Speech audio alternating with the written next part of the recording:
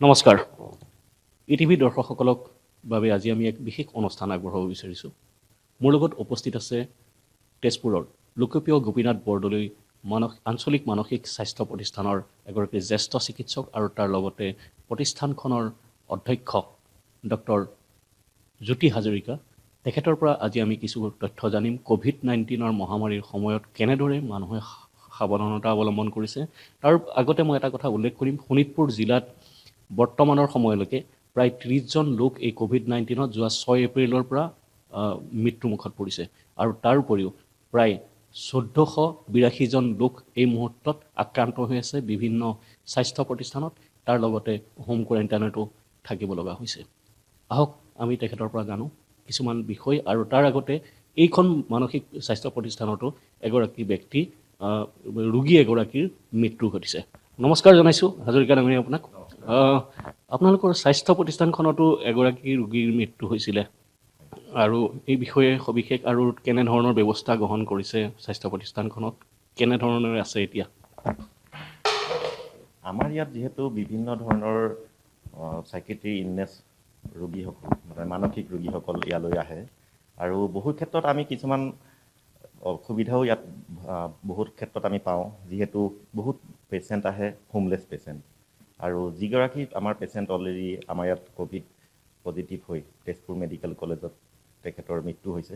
তেখেত এগৰাকী হোমলেছ পেচেণ্টে আছিলে, আমাৰ ইয়াতে বহুত দিন ধৰি আছিলে, কিন্তু তেখেতৰ সাইকেট্ৰিক ইলনেছৰ বাহিৰেও কিছুমান জেনেৰেল ডিজিজ, ডায়েবেটিছ, হাইপাৰটেনশ্যন বা তেনেকুৱা ধৰণৰ কিছুমান ৰোগ আছিলে আৰু সেইকাৰণে তেখেতক আমাৰ উন্নত চিকিৎসা, যিহেতু আমাৰ মাল্টি স্পেচিয়েলিটি হস্পিটেল নহয়, অকল সাইকেট্ৰিক কাৰণেহে আমাৰ এইখিনি হয়, সাইকেট্ৰি ৰিহেবিলিটেশ্যনৰ পৰা ধৰি গোটেইখিনি আছে। গতিকে তেখেতক তেজপুৰ মেডিকেল কলেজত ভৰ্তি কৰা হৈছিলে আৰু তেখেত তাতেই ক'ভিড পজিটিভ ডিটেক্ট হৈছিলে আৰু তেখেত তাতে মৃত্যুমুখত পৰে। আৰু এই ক্ষেত্ৰত আমি দেখা পাওঁ বিভিন্ন ক্ষেত্ৰত, যিহেতু আমাৰ বহুত দূৰ দূৰৰ পৰা আমাৰ পেচেণ্টবিলাক আহে, গতিকে আমাৰ ইয়াতে আমি হস্পিটেলৰ কৰ্তৃপক্ষৰ ফালৰ পৰা আমি ক'ভিড-19 প্ৰতিকৰণৰ কাৰণে যিখিনি আমি ব্যৱস্থা ল'ব লাগে সকলোখিনি আমি হস্পিটেলত যোৱা বছৰৰ পৰাই আমি এই গোটেই প্ৰক্ৰিয়াটো আমি আৰম্ভ কৰিছোঁ। নতুন কোনোবা আৰু পেচেণ্ট আছে নেকি, মানে নতুনকৈ আক্ৰান্ত কোনোবা হৈছে নেকি আৰু এতিয়া? অলৰেডি আমাৰ কেইবাগৰাকীও পেচেণ্ট, 2-3গৰাকী পেচেণ্ট অলৰেডি হৈছিলে ক'ভিড পজিটিভ, কিন্তু তেখেতলোক অলৰেডি আমাৰ নিগেটিভ ষ্টেটলৈ আহিছে। গতিকে তেখেতলোক অলৰেডি গোটেইকেইজন সংক্ৰমণৰ পৰা মুক্ত হৈছে। নিশ্চয়কৈ এই মুহূৰ্তত এই স্বাস্থ্য প্ৰতিষ্ঠানখনত সংক্ৰমণৰ পৰা মুক্ত বুলি ক'ব পাৰি, তথাপিতো জোৰদাৰ প্ৰচেষ্টা চলাই আছে চিকিৎসকসকলে। এগৰাকী চিকিৎসক হিচাপে মই তেখেতৰ পৰা জানিব বিচাৰিম, এই সংক্ৰমণ ৰোধৰ বাবে কেনেধৰণৰ প্ৰতিকাৰ লোৱা প্ৰয়োজন?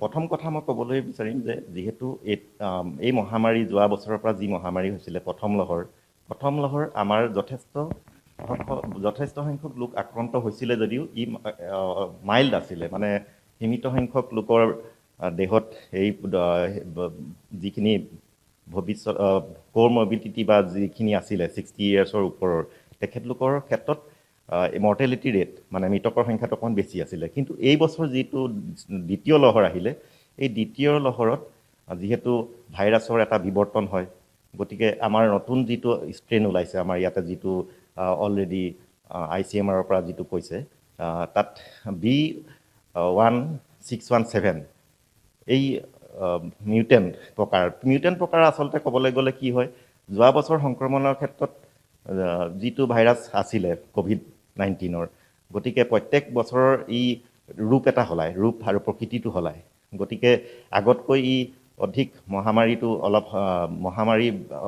আগতকৈ বেছি সংক্ৰমণ হয় আৰু ইয়াৰ মৃতকৰ সংখ্যাও বাঢ়িছে। গতিকে আমাৰ অসমতো এতিয়া আমি দেখিবলৈ পাইছোঁ যে প্ৰত্যেক দিনে আমাৰ 4-5 হাজাৰ লোক আক্ৰান্ত হৈছে আৰু মৃতকৰ সংখ্যাও 60-70-80জন পৰ্যন্ত পাইছেগৈ। গতিকে এই ক্ষেত্ৰত আমাৰ প্ৰথম কথাটো হৈছে আমাৰ সকলো সজাগ আৰু সচেতন হ'ব লাগিব, যিহেতু ক'ভিড মহামাৰী সম্পূৰ্ণৰূপে এই মুহূৰ্তত নিৰ্মূল কৰাটো সম্ভৱপৰ নহয়। গতিকে প্ৰতিৰোধৰ কাৰণে আমি ব্যৱস্থা কৰিব লাগিব। এই প্ৰতিৰোধৰ প্ৰথম ব্যৱস্থা হৈছে আমি 18 বছৰৰ যিখিনি ঊৰ্ধৰ লোকসকল, সেইসকলে আমি ভেকচিন ল'ব লাগিব। আৰু ভেকচিনটো ইমান কোটি কোটি জনতাৰ মাজত একেদিনাই গোটেই ভেকচিন দিয়াটো সম্ভৱ নহয়। গতিকে সকলোৱে ধৈৰ্য সহকাৰে নিজৰ পাল পৰালৈকে তেওঁলোকে ৰ'ব লাগিব, যিহেতু এতিয়া কোভেক্সিন কোভিচিল্ড আৰু এটা স্পুটনিক গতিকে আহিছে। গতিকে সকলোৱে আমাৰ ভেকচিনেটেড হ'লে আমাৰ যিমান এতিয়া যি সংক্ৰমণ হৈছে এই সংক্ৰমণৰ মাৰাত্মকতাটো যথেষ্ট কমিব। আৰু যিহেতু অন্যান্য সজাগতা কিছুমান আছে, মাস্ক কেনেকৈ পৰিধান কৰিব লাগে, সঠিকভাৱে মাস্ক পৰিধান কৰিব লাগে, আৰু আমি সঠিকভাৱে হেণ্ড ৱাশ্বিং বা আমি হেণ্ড চেনিটাইজাৰ ইউজ কৰিব লাগে, আৰু আমি সামাজিক দূৰত্ব যিটো ফিজিকেল ডিষ্টেঞ্চো কৰিব লাগে। কিন্তু আমাৰ ক'ভিড মহামাৰীৰ ক্ষেত্ৰত দেখা যায় যে বিভিন্ন ক্ষেত্ৰত আমি আমাৰ পৰিয়ালৰ পৰা আমি আঁতৰত থাকিবলগীয়া হয়।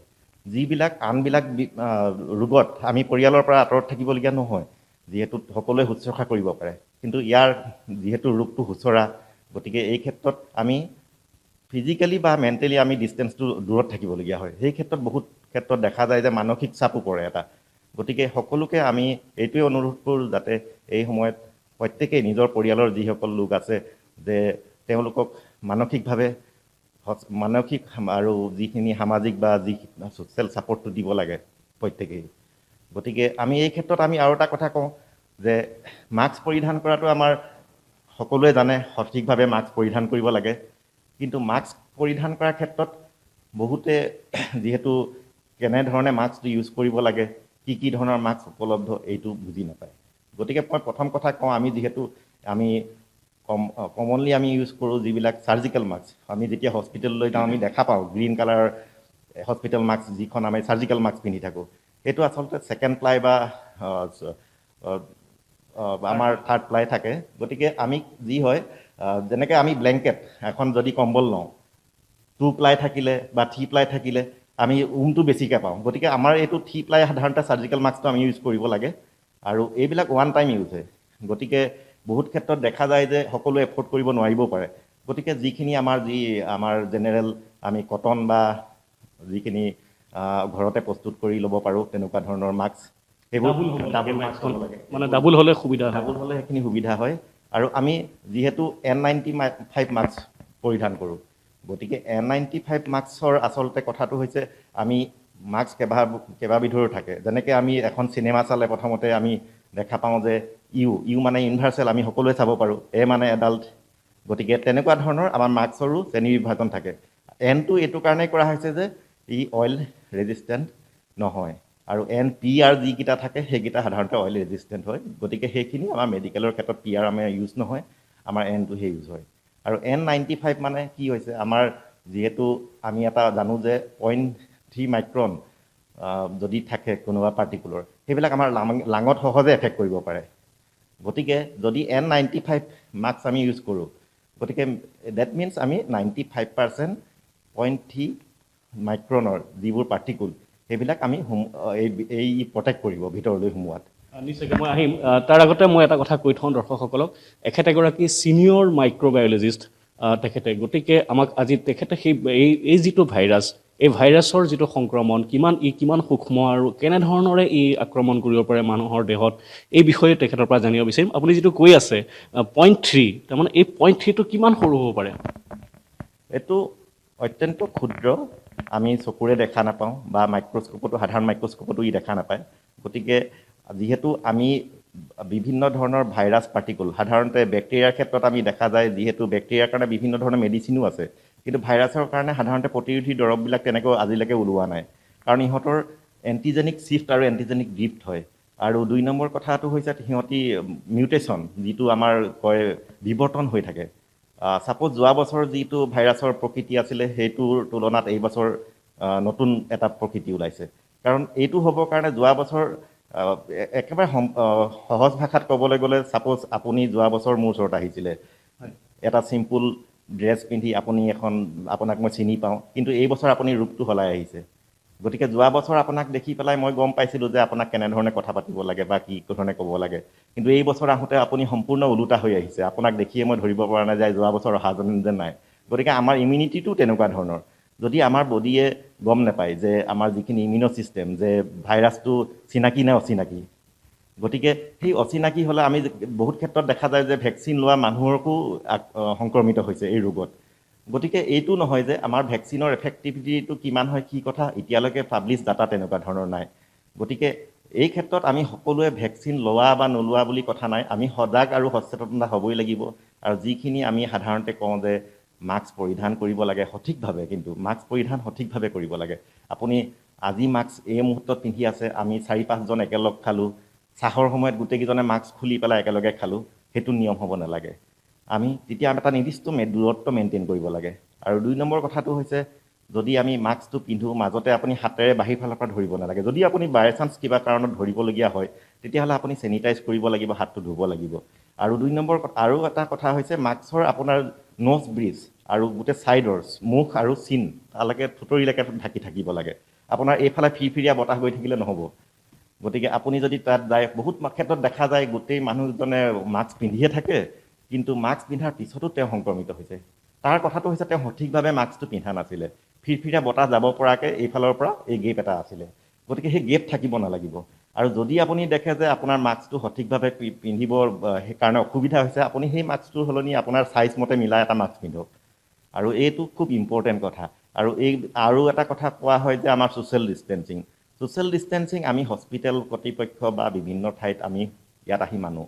গতিকে মানুহগৰাকী ট্ৰান্সপৰ্টেশ্যন কৰোঁতে যিটো অৱস্থা, তেওঁ কেনেকৈ আহিছে, এখন গাড়ীতে এখন টেম্পুতে যদি আহে, গতিকে তেতিয়া তাতে তেওঁ সেই ছ'চিয়েল ডিষ্টেঞ্চটো নাথাকিব পাৰে। গতিকে সেই কথাটো আমি গম নাপাওঁ, কিন্তু ইয়াত আহি তেওঁলোকে সঠিকভাৱে ডিষ্টেঞ্চ মেইনটেইন কৰিছে। গতিকে এই ক্ষেত্ৰত যিহেতু প্ৰত্যেকেই সচেতন হ'ব লাগিব। সচেতন যদি নহয়, তেতিয়াহ'লে আমি তেওঁলোকে ট্ৰান্সপৰ্টেশ্যন কৰা প্ৰক্ৰিয়াটো কেনেকৈ কৰিছে আমি গম নাপাম। গতিকে তেওঁলোকক যদি সচেতন আমি কৰিব পাৰোঁ, আৰু এই ক্ষেত্ৰত আপোনালোকৰ বৈদ্যুতিক মাধ্যমৰো যথেষ্ট ৰোল আছে, আৰু ছপা মাধ্যমৰো ৰোল আছে, আৰু কিছুমান ক্ষেত্ৰত এই বৈদ্যুতিক মাধ্যমে ঢুকি নোপোৱা ঠাই কিছুমানো আছে। গতিকে এই সামাজিক মেছেজটো আমাৰ সকলোৰে মাজত দিব লাগে যে ই কিমান ভয়াৱহতা, আৰু এই ৰোগটোৰ আমি প্ৰতিকাৰ কেনেকৈ কৰিব পাৰোঁ। আৰু যিহেতু সম্পূৰ্ণভাৱে নিৰ্মূল কৰাটো এই মুহূৰ্তত সম্ভৱ নহয়, গতিকে আমি প্ৰতিৰোধ কৰিবৰ কাৰণে যিখিনি ব্যৱস্থা ল'ব লাগে, সেই ব্যৱস্থাখিনি আমি সকলোৱে মানি চলিব লাগিব। এতিয়া কথা আহিছে যে ভেকচিনৰ কথাও আপুনি ক'লে। ভেকচিনটো মানে লোৱা এতিয়া ধৰক যথেষ্ট ভেকচিন মাজতে কম আছিল যদিও এতিয়া চৰকাৰে যথেষ্টখিনি ভেকচিন যোগান ধৰিছে। কিন্তু কিছু সময়ত ভেকচিন নোলোৱাকৈ বহু মানুহ থাকি গ'ল। মানুহে ভেকচিন ল'বলৈ ভয় কৰিছিলে, মানে ভাবিছিলে কিবা ভেকচিনটো ল'ম জানোচা কিবা এটা হেৰি হ'ব। কিন্তু আজিৰ তাৰিখত ভেকচিন লোৱাৰ মানুহৰ আগ্ৰহটো, যিটো একাগ্ৰতাটো বাঢ়িছে আৰু হয়তো ভয় খাইছে। আৰু মই আৰু এটা কথা তাৰ লগতে জানিব বিচাৰিম যে এজন সংক্ৰমিত হোৱাৰ মানুহে বা এই মুহূৰ্তত লকডাউনৰ এক পৰ্যায় চলি আছে, সমগ্ৰ অসমতে 2টা বজাৰ পিছত সম্পূৰ্ণ লকডাউনেই হৈ আছে। তেনে সময়ত সুস্থ মানুহ এজনো ঘৰৰ ভিতৰত থাকি পেলাই কেনেদৰে তেওঁ নিজক মানে নিয়ন্ত্ৰণ কৰিব বা কেনেধৰণে নিজক বা পৰিয়ালটোক হেৰি কৰিব পাৰে, ইয়াৰ বিষয়ে কিবা হেৰি আছে নেকি স্বাস্থ্যৰ বিভাগত? যিহেতু ভেকচিনৰ কথা ক'লে, ভেকচিনৰ আমাৰ যিহেতু কোভেক্সিন, কোভিচিল্ড আৰু শেহতীয়াকৈ স্পুটনিকো আহিছে। গতিকে আমাৰ পৰ্যায়ক্ৰমে আমাৰ ভাৰতবৰ্ষত উপলব্ধ আৰু যিখিনি ভেকচিন অলৰেডি দিয়া হৈছে পৰ্যায়ক্ৰমে, যিহেতু একেদিনাই এখন কোটি কোটি জনতাক একেদিনাই সম্পূৰ্ণ ভেকচিনেটেড কৰাটো সম্ভৱ নহয়। গতিকে স্বাস্থ্য বিভাগে নীতি নিৰ্দেশনা মতে বিভিন্ন ধৰণে এই মানুহখিনিক সামৰি ল'ব পৰাকৈ পৰ্যায়ক্ৰমে এই ব্যৱস্থাটো চলাই আছে। কিন্তু প্ৰথম অৱস্থাত আমি দেখা পাইছিলোঁ যে ভেকচিনৰ প্ৰতি মানুহৰ অনীহা হৈছিলে বা তেওঁলোকে ভয় খাইছিলে। আৰু সাধাৰণতে সকলো ক্ষেত্ৰতে এইটো হোৱাটো স্বাভাৱিক, যিহেতু মানুহে নাজানে যে ভেকচিনটোৰ কিবা পাৰ্শ্বক্ৰিয়া থাকিব পাৰে নেকি, বা এইটো লোৱাৰ পিছত কিমান এফেক্টিভনেছটো কিমান, আৰু কিছুমান কণ্ট্ৰা ইণ্ডিকেশ্যনত থাকে, যেনেকুৱা প্ৰেগনেঞ্চি, লেক্টেশ্যন বা তেনেকুৱা ধৰণৰ জেনেৰেল উপৰিও কিছুমান মেডিচিন যেনেকৈ এছপ্ৰিন বা তেনেকুৱা ধৰণৰ খাই থাকিলেও নোৱাৰে। গতিকে এই ক্ষেত্ৰত চিকিৎসা কৰ্মীসকলে তেওঁলোকক যোৱাৰ লগে লগে সেই গোটেই বস্তুখিনি এখন ফৰ্মেটত লৈছিলে। গতিকে তেওঁলোকে যে কোনখিনি ডিজিজ থাকিলে এই ভেকচিনটো দিব নোৱাৰে বা তেওঁ কি হ'ব পাৰে। কিছুমান প্ৰত্যেকটো ভেকচিনৰ কিছুমান সৰু সৰু পাৰ্শ্বক্ৰিয়া থাকে। গতিকে সেই পাৰ্শ্বক্ৰিয়াখিনি প্ৰথমতে মানুহে ভাবিব পৰা নাছিলে যে কেনেধৰণে কিবা বেলেগ কিবা হ'ব নেকি, এনেকুৱা এটা শংকা এটা আছিলে। কিন্তু পৰ্যায়ক্ৰমে যেতিয়া দেখা গ'ল যে ভেকচিনখিনি মানুহে এতিয়া সকলোৱে আগুৱালি লৈছে আৰু সকলোৱে এতিয়া বহুত ভিৰ কৰিছে, কিন্তু ভেকচিনৰ কাৰণে ভিৰ কৰিব নালাগে, কাৰণ ভেকচিনৰ কাৰণে সংক্ৰমিতহে অধিক কৰিব পাৰে। যেতিয়া আপোনাৰ নিজৰ আহিব পাল যিটো পৰ্যায়ক্ৰমে কৰি আছে, গতিকে সকলোৱে ভেকচিনেটেড হ'ব এদিন। আৰু ভেকচিনৰ যিটো আমাৰ এতিয়া কোৱা হৈছে যে এফেক্টিভনেছটো কিমান হয়, কিন্তু আমাৰ দেশত উপলব্ধ ভেকচিনৰ ক্ষেত্ৰত আমাৰ হিউমেন যিখিনি ট্ৰায়েল বা ক্লিনিকেল ট্ৰায়েল হৈ আছে বা যিখিনি পৰীক্ষা নিৰীক্ষা চলাই আছে, এই ক্ষেত্ৰত আমি এতিয়ালৈকে সম্পূৰ্ণ ডাটাখিনি এতিয়ালৈকে পোৱা নাই। কিন্তু যিহেতু আমি বাহিৰত কৰা যিখিনি পৰীক্ষা তাৰ পৰা আমি দেখা পাইছোঁ বহুত ধৰণৰ ভেকচিনত এফেক্টিভনেছটো বহুতেই ভাল। আৰু এই ক্ষেত্ৰত আমিও আশাবাদী যাতে আমাৰ যিহেতু ভেকচিন এবাৰ লোৱাৰ পিছতেই আমি ভেকচিন ল'লোঁ, কিন্তু মই সম্পূৰ্ণ মাৰ্কেটত বা ক'ৰবাত অপেনভাৱে যদি মাস্ক নিপিন্ধোঁ, তেতিয়াহ'লে আল্টিমেট কি হ'ব, ভেকচিনেতো 100% এফেক্টিভনেছ নহ'বও পাৰে, কাৰণ প্ৰত্যেকজনৰ ইমিউনিটি ছিষ্টেমটো বেলেগ হয়। গতিকে তেওঁ সেই যিখিনি প্ৰক্ৰিয়া সচেতন হ'ব লাগিব যে মই মাস্ক ভালদৰে পৰিধান কৰিব লাগিব, ছ'চিয়েল ডিষ্টেঞ্চিং মানিব লাগিব, আৰু মই বজাৰত যদি বহুত মানুহ আছে দেখিছোঁ যে তাতো গৈ মই ভিৰ কৰোঁ, তেতিয়া সংক্ৰমিত হোৱাৰ চান্সটো বাঢ়ি যাব। গতিকে সেইখিনিও মানুহে মানি চলিব লাগিব। আৰু মোৰ ঘৰত ছাপ'জ বৃদ্ধ মানুহ আছে 60-80 বছৰৰ ঊৰ্ধৰ, বা তেওঁলোকৰ মোৰ 5 বছৰৰ তলত আছে, তেতিয়াহ'লে মই যদি বাহিৰৰ পৰা আহোঁ, মই হস্পিটেলৰ ডিউটিয়ে হওক বাহিৰৰ পৰা আহোঁ, তেতিয়াহ'লে মই কিছুমান নিয়ম মানি চলিব লাগিব যাতে, আৰু বা সেই যিখিনি সচেতন হ'ব লাগে, প্ৰত্যেকেই সচেতন হ'ব লাগে। আৰু এইখিনি ক্ষেত্ৰত আমি যদি মোৰ ঘৰলৈ 10জন আলহী বাহিৰৰ পৰা আহিছে, মই তেওঁলোকক অ'পেন স্পেচ তাত বাহিৰতো তেওঁলোকক এটা ডিষ্টেঞ্চ মেইনটেইন কৰি কথাখিনি পাতিব পাৰোঁ। কিন্তু আমি যদি ইনডোৰ স্পেচ তাত লৈ আহোঁ য'ত বতাহ চলাচল ভালদৰে নকৰে, সেইবিলাকত আমাৰ এই চান্সটো বেছি থাকে। যিহেতু এতিয়া নতুন ষ্ট্ৰেইনটোৰ ক্ষেত্ৰত দেখা যায় যে ই আগৰটোতকৈ সংক্ৰমণ বেছিকৈ হয়। গতিকে এই ক্ষেত্ৰত আমি সদায় সচেতন হ'ব লাগিব। আৰু নিজেই সচেতন হ'লেই নহ'ব, আপুনি আনকো এই বিষয়ে আপুনি জনাব লাগিব, তেতিয়া এই মেছেজটো দূৰলৈকে যাবগৈ। আৰু মই আজি জানিছোঁ, মই 10জনক যদি সেই বিষয়ে সচেতন কৰিব নোৱাৰোঁ, তেতিয়াহ'লে সেই বস্তুটো নহ'বগৈ। যেতিয়া গ্ৰাছ ৰুট লেভেল বা যিখন আমাৰ সকলো কৰ্মচাৰী, তেখেতলোকক আমি তেনেধৰণৰ প্ৰশিক্ষণো দিছোঁ যে কেনেধৰণে কৰিব লাগে, বা পেচেণ্টক আপুনি কেনেকৈ বুজাব লাগে, কি কৰিব লাগে, আৰু কেনেকৈ প্ৰত্যেকটো ছ'চিয়েল ডিষ্টেঞ্চিং মেইনটেইন কৰিবৰ কাৰণে আপুনি অকল হস্পিটেলতে ছ'চিয়েল ডিষ্টেঞ্চিং নহয়, আপুনি বাহিৰতো কেনেকৈ মেইনটেইন কৰিব লাগিব। এই সকলোখিনি মানুহৰ কাৰণে খুব ইম্পৰ্টেণ্ট। নিশ্চয়কৈ আৰু এটা বিশেষ কথা আপোনাৰ পৰা জানিব বিচাৰিম, যিহেতু মানসিক চাপত মানুহ পৰিছে বহুত, যিহেতু লকডাউনৰ সময় নিচিনা এতিয়া পৰিৱেশ, যদিও যোৱা বছৰ লকডাউন আছিলে, কিন্তু এইবাৰো এই 2টা বজাৰ পিছত মানুহ ঘৰত সোমাই থাকিব লগা হৈছে আৰু ওলাব নোৱাৰে। এই সময়খিনিত কেনেধৰণৰ আহ্বান কৰিব, মানুহে কেনেকৈ মানসিক সন্তুলনটো বৰ্তাই ৰাখিব পাৰে? এই ক্ষেত্ৰত আমাৰ দেখা যায় যে বহুতসকল লোকে যিহেতু লকডাউন বা তেনেধৰণৰ আংশিক লকডাউন হৈছে, গতিকে আমাৰ কৰণীয় বহুত কাম থাকে, যিখিনি আমি ৰেগুলাৰ অফিচ ডিউটিৰ সময়ত বা আমি যিখিনি সময়ত আমি পৰিয়ালক সময় দিব নোৱাৰোঁ, আমাৰ বিভিন্ন ধৰণৰ আমি কিছুমান নভেল বা তেনেকুৱা ধৰণৰ আমি পঢ়িব পাৰোঁ। আগতে আমি বহুত পঢ়িছিলোঁ, কিন্তু এতিয়া আমি সময় নাপাওঁ। কিন্তু এইখিনি সময়ত আমি সেইখিনি বস্তুৰ পৰা আমি যে ক'ভিড ৰিলেটেডৰ কথাখিনিয়ে আমি অকল নহয়, আমি বেলেগতো আমি যিখিনি বস্তু আমাৰ সামাজিক কৰণীয় কামখিনি আছে, সেইখিনি আমি কৰিব পাৰোঁ।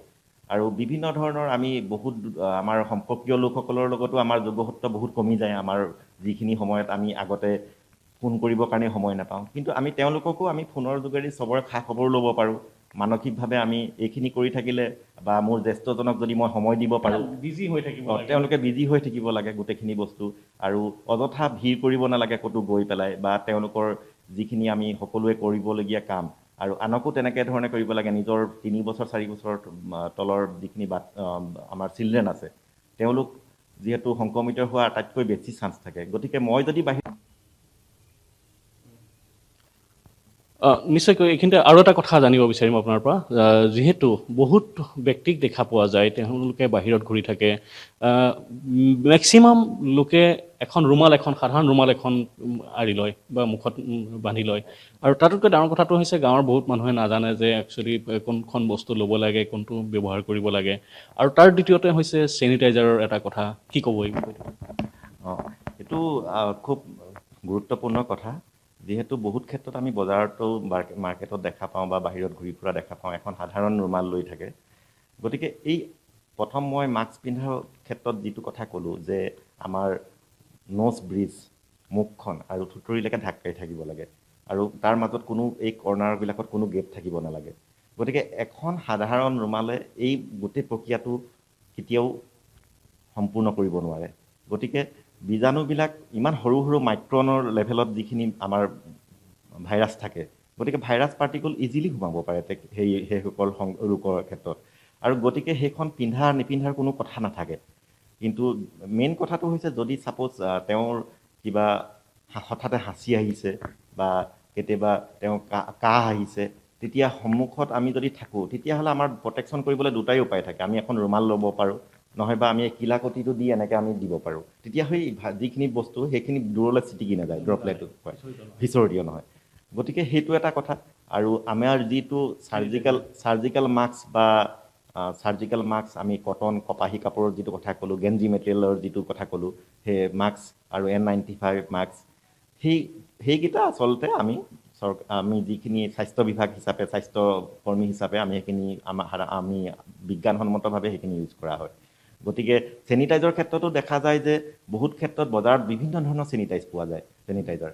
গতিকে তাত এটা প্ৰথম কথাটো হৈছে চাব লাগে তাত এলকহল পৰিমাণ কিমান থাকে।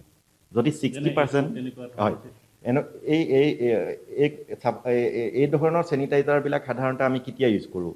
যদি মোৰ হাতখন বেছিকৈ লেতেৰা হৈ থকা নাই, বা মই কিবা এটা খাবলৈ বিচাৰিছোঁ, মোৰ ওচৰত পানী নাই বা তেনেকুৱা ধৰণৰ সুবিধা নাই, বা মই ক'ৰবাত গৈছোঁ ট্ৰেভেলিঙত, গতিকে এই চেনিটাইজাৰৰ ক্ষেত্ৰত সেইখিনি সুবিধা হয়।